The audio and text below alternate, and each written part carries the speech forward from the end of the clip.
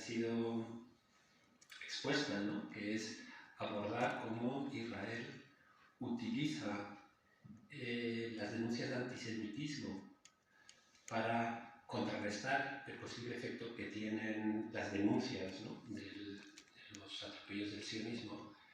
Pues me ha pedido que aborde una cuestión un poquito más de conjunto, ¿no?, que es cómo Israel ha ido, digamos, articulando una estrategia. Estamos hablando de una estrategia pública, porque Israel es un Estado, ¿no?, dirigida precisamente a orientar la opinión pública internacional. Y eso se hace con mecanismos, digamos, de propaganda y de desinformación, ¿no?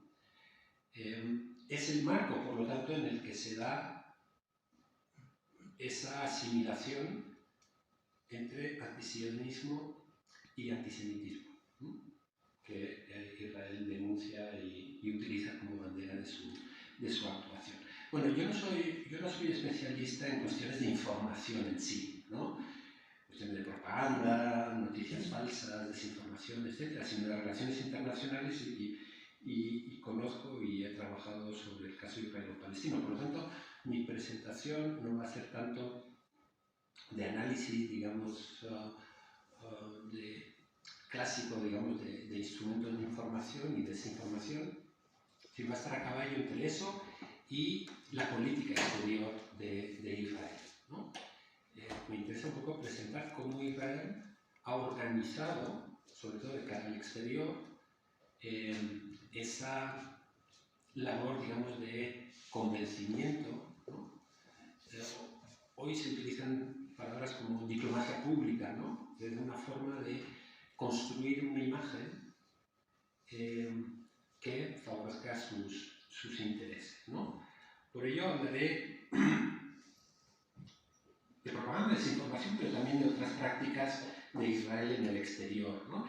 Y voy a intentar, con lo que presente, voy a intentar dar algunas claves interpretativas, pero que las podemos discutir luego en el debate, en torno a tres preguntas, ¿no? La primera es, ¿qué peso realmente tiene la propaganda y la desinformación en la acción internacional de Israel? Los estados, cuando diseñan sus políticas exteriores, tienen intereses determinados, ¿no?, pues, de un distinto tipo, ¿no? Entre otros, es proyectar una imagen, ¿no?, proyectar una serie de mensajes. Se busca, en cierta forma, representar algo, ¿no? Bueno, pues Israel lo va a hacer de una forma particular y tiene que ver con su historia, ¿no? Tiene que ver con su historia, pero también con sus prácticas actuales. La segunda pregunta es ver cómo eso afecta al resto de los estados, a la comunidad internacional, pero también a la sociedad civil internacional y, entre otras, a la solidaridad, porque gran parte de esa estrategia de desinformación y propaganda está precisamente muy enfocada, muy dirigida a criminalizar a aquellos que apoyan a los palestinos, es decir, a criminalizar a los palestinos. Los movimientos de solidaridad se han convertido, de hecho, en un riesgo para Israel. Hablaremos de que hay un ministerio, el Ministerio de Asuntos Estratégicos, que se dedica exclusivamente a dar respuestas a los riesgos estratégicos de Israel, incluyen a la solidaridad internacional.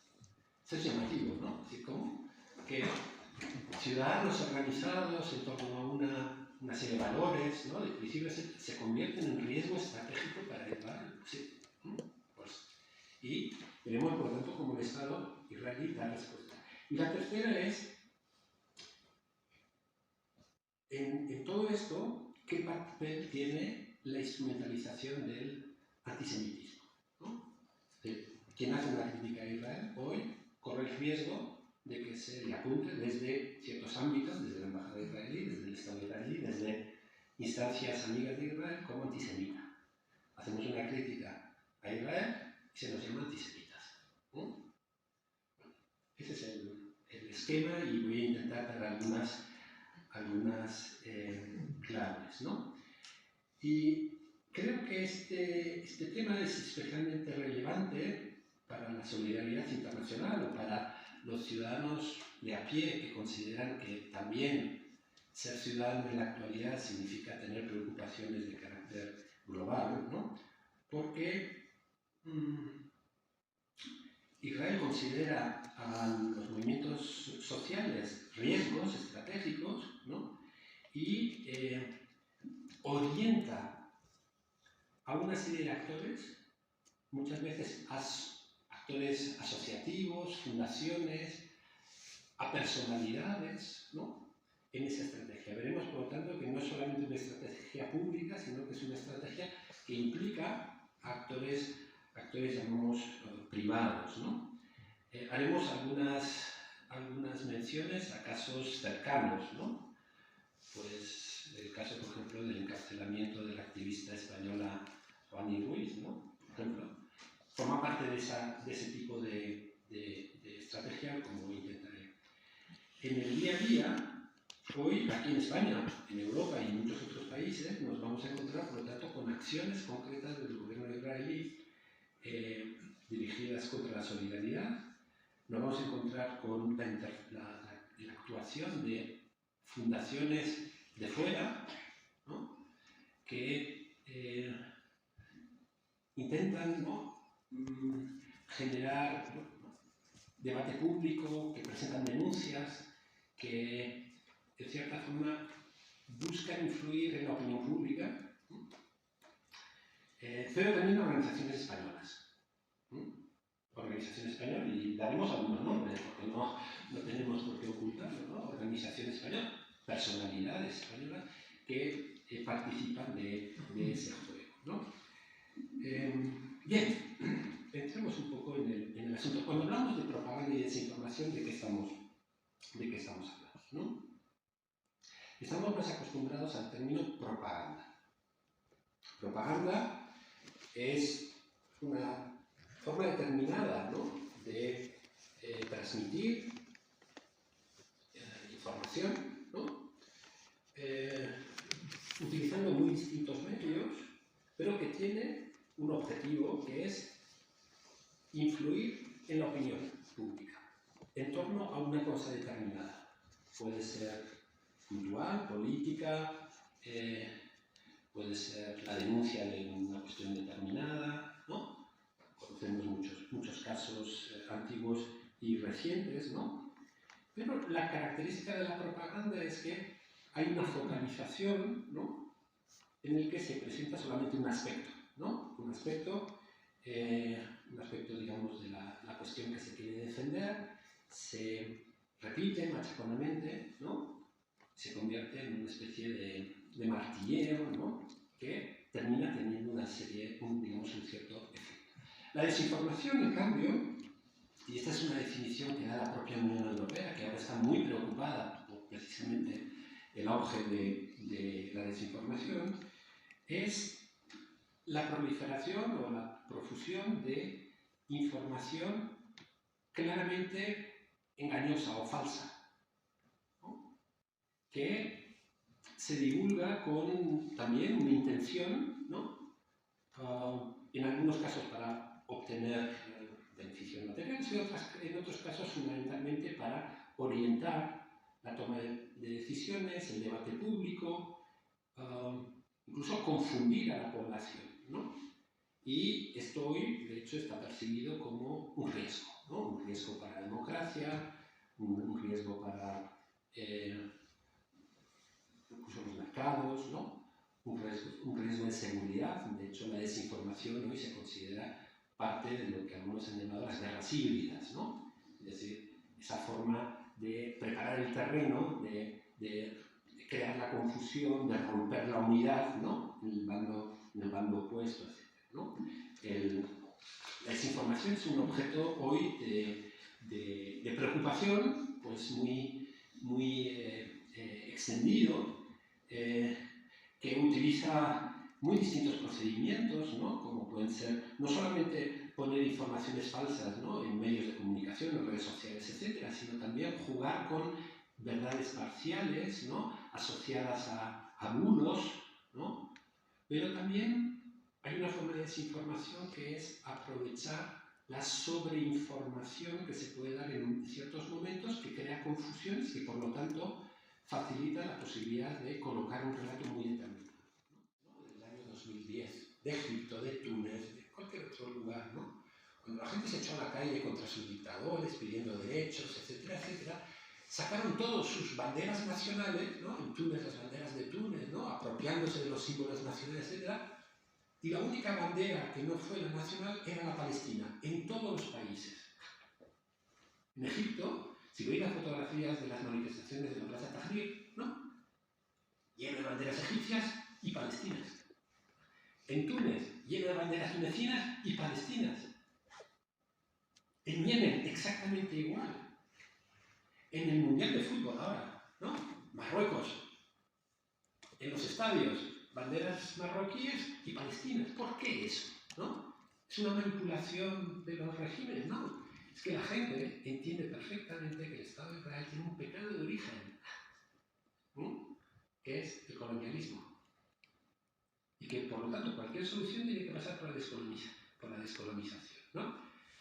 Y el problema, quizás más grave, es que lo que se oculta es que el colonialismo persiste.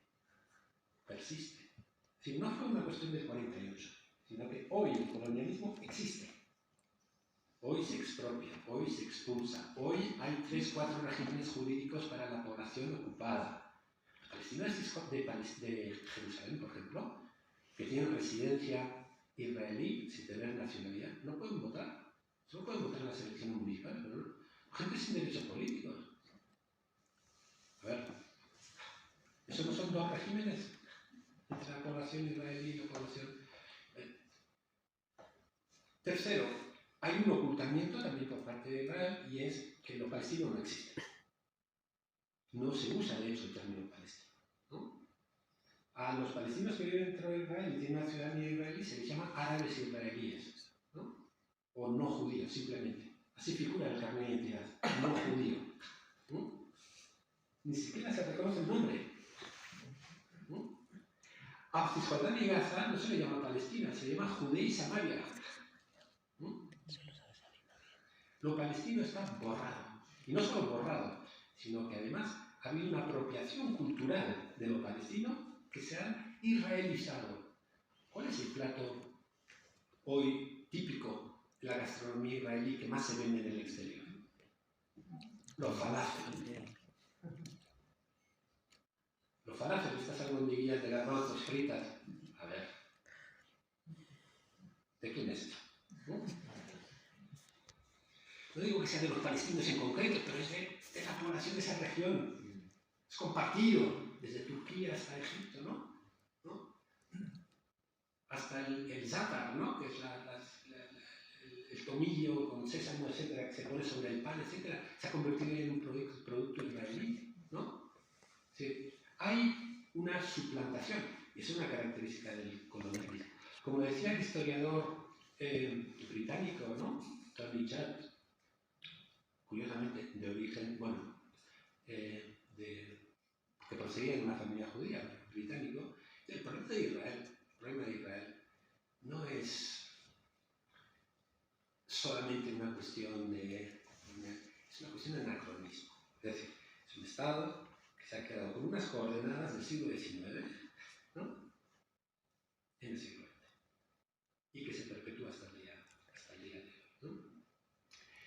Bien, hay toda una serie de recursos informativos que Israel utiliza tanto en lo que hace directamente como en lo que hace a través de asociaciones, etcétera, pues son recursos retóricos, conceptuales, etcétera, como siempre presentar. Bueno, esto es una guerra en realidad. No, a ver, no es una guerra. Israel es un Estado, los palestinos son un pueblo sin Estado. No puede haber simetrías, ¿de acuerdo? No se puede utilizar el concepto de defensa legítima, ¿no?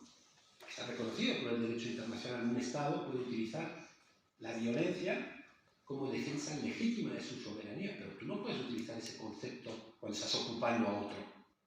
Es como si te metieras en casa del vecino te pega y dices, que tengo legítima defensa y... No, a ver, estás cometiendo una ilegalidad, obviamente no puedes utilizar ese tipo de cosas.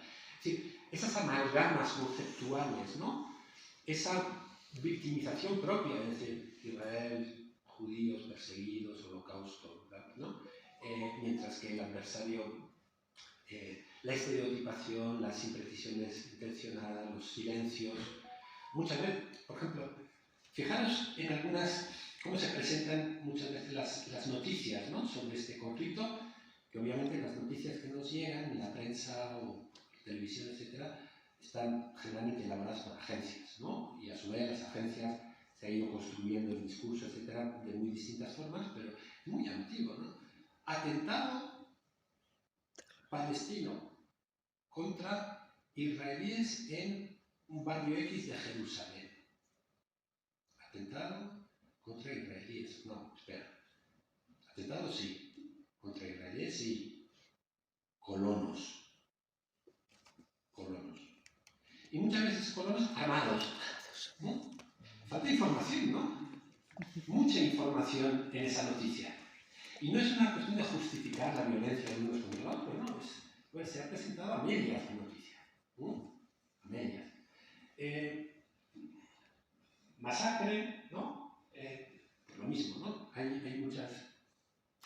el recurso también al revisionismo histórico, la redefinición de conceptos, como hablábamos antes de diáspora, ¿no? Esa resignificación del término diáspora, del término antisemitismo, ¿no? Israel, lo mismo que ha resignificado el concepto de diáspora, ha resignificado el concepto de antisemitismo, ¿no? Antisemitismo, ya comentaban en la presentación, que es un término que se fija en el siglo XIX, un poquito impreciso, porque obviamente lo semita es otra cosa, pero identificar las críticas a Israel con el odio a un grupo como pueden ser los judíos, obviamente es una extralimitación, ¿no? Es una otra limitación.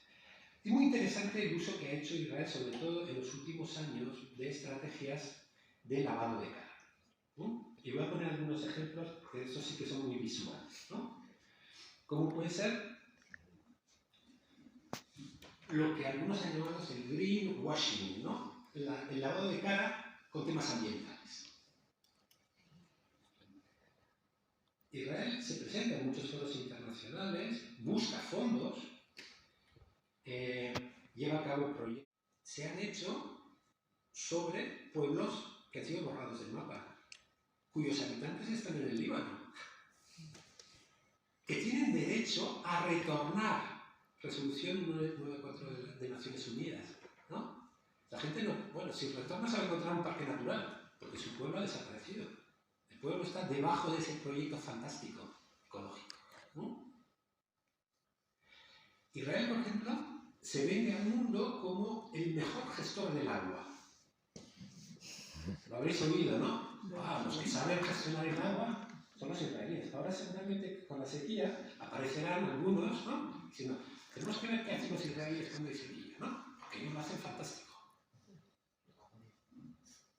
Bueno, claro, cuando robas el agua de los palestinos es fácil, ¿no? Israel tiene prácticas de uso del agua que pueden ser punteras en algunos sitios. Pero de forma global, lo que encubre es que el grueso del agua procede del lago de Tiberíades, han desecado el mar Muerto, han desecado el río Jordán. Quien ha estado en Jordania y se ha asomado a la frontera ha visto que es un charco de mala muerte, ¿no? Que no hay nadie que se atreva a meterse dentro, porque es decir, hay una voluntad de encubrir una realidad colonial a través del medio ambiente. Pero no solo el medio ambiente. Los derechos, por ejemplo, LGTBI, ¿no? Israel se presenta como el país más LGTBI friendly, ¿no?, del mundo. Especialmente Tel Aviv. Sí, Jerusalén es una ciudad conservadora, ¿no? Pero Tel Aviv, etc., ¿no? El paraíso de... Pero esto no es una cuestión casual. Está promovido, ¿no? Está promovido. Sabéis que en muchas manifestaciones del orgullo gay, etcétera, etcétera, ha habido problemas porque ha habido grupos, incluso aquí en España, ¿no?, que han sacado banderas israelíes, ¿no?, precisamente para recordar que Israel es respetuoso con los gays, a diferencia de los árabes que los persiguen, ¿no? Con carteles que dicen: en Israel podemos, en Palestina no podemos, ¿no? Es decir, una forma de presentar, ¿no? Y no solo eso, ya el colmo, ¿no? Es presentar al ejército. ¿Qué ejército del mundo, ¿no?, admite a los gays, ¿no? Bueno, si solamente es el israelí, pues apoyemos la democracia y el ejército de Israel, ¿no? Estas son campañas que están llevadas normalmente por entidades privadas con fondos públicos, ¿no? Fondos públicos, esto procede de una campaña en Estados Unidos, ¿no? Este tipo de imágenes. Lo mismo pasa con los derechos de la mujer, ¿no? El Purple washing, ¿no? En Israel las mujeres tienen derechos reconocidos, etc., frente a los demás, ¿no? Y es muy interesante porque hay muchas organizaciones que son sensibles a ese tipo de discurso, ¿no? El colmo, y seguramente no habréis oído hablar de ello, es el gypsy washing, los gitanos. En Oriente Medio hay gitanos, muchos en Egipto, por ejemplo. En Palestina hay gitanos palestinos, domaris se les conoce, árabes, gitanos. Forma parte del mosaico cultural que hay en la región. Esta es una mujer palestina, se le ve en la ropa, ¿no? Vestida como una palestina, a la hora de hablar habla árabe palestino, vive en Jerusalén, territorio ocupado, ¿no? Tiene la bandera gitana detrás, así una gitana, ¿no? Y es llamativo porque Israel ha intentado presentar a estos gitanos árabes como si fueran gitanos israelíes, ¿no?, dentro de esa aproximación que ha hecho Israel de las comunidades gitanas en Centro Europa para poder asimilarles, ¿no?, a los judíos que vivieron en el Holocausto. Es decir, no solamente los judíos vivieron en el Holocausto, también los gitanos, los gays, etc. Israel es portavoz de todos ellos, incluso los judíos. El problema es que los judíos árabes, los gitanos árabes no vivieron en el Holocausto, ¿no? Esto volveremos sobre ello porque aquí España está jugando un papel un poco raro, ¿no?, con el tema de los gitanos y de las conexiones con los gitanos de Israel. Pero en Israel, ¿no?, Israel se presenta como el único país de la región que respeta a los gitanos, cuando los tiene bajo ocupación, ¿no?, para poder criticar a los gitanos iraquíes, egipcios, bueno, a los regímenes iraquíes, egipcios, libaneses, sirios, turcos, ¿no?, que tienen gitanos y que los discriminan. Que en hebreo significa esclarecimiento o explicación, y que se usa para definir todas las operaciones, todas las actividades que sirven de cierta forma para presentar a Israel al mundo, ¿no? Eso es Hasbara. Es un concepto, ¿no? Un concepto. Y con el tiempo, dentro del Estado de Israel, se ha estructurado pues todo un aparato institucional, público, pero con ramificaciones también en los movimientos sociales, en el tercer sector, en las ONGs, en fundaciones, etcétera, que responde a esa, digamos, voluntad de presentar una cierta imagen hacia el exterior, ¿no? Lo que se conoce como el aparato de la Hasbara. ¿Quién controla el aparato de la Hasbara? Una oficina especial en presidencia del gobierno, en el núcleo duro del gobierno, ¿no?